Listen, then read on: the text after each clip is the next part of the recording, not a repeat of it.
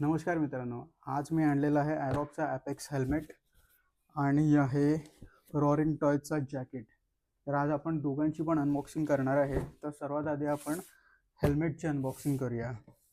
हा ब्रँड आहे एक्झॉर आणि त्यावर दिलं आहे डॉट आहे सर्टिफाईड EC22.06 अप्रूव्ड आहे आणि एरोडायनामिक डिझाईन आहे आणि ISI तर आहेच त्याला.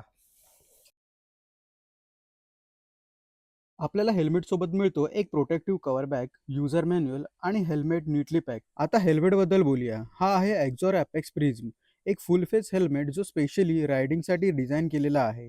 याचा लुक खूप ॲग्रेसिव्ह आणि स्पोर्टी आहे, ज्यामुळे बाईकवर घातल्यावर एकदम प्रीमियम फील येतो. बिल्ड क्वालिटीबद्दल बोलायचं झालं तर हा हेल्मेट ABS शेलमध्ये येतो, जो इम्पॅक्ट रेजिस्टंट असतो, जो सेफ्टीसाठी खूप महत्त्वाचा आहे. हा हेल्मेट ISI आणि डॉट सर्टिफाईड आहे, म्हणजे इंडियन आणि इंटरनॅशनल सेफ्टी स्टँडर्ड फॉलो करतो. आतली कुशनिंग खूप सॉफ्ट आणि कम्फर्टेबल आहे आणि बेस्ट पार्ट म्हणजे डिटॅचेबल आहे आणि वॉशेबल आहे, म्हणजे हायजीनचं नो टेन्शन. यामध्ये तुम्हाला क्लिअर वायझर मिळतो, जो स्क्रॅच रेजिस्टंट आहे आणि अँटी फॉग सुद्धा आहे.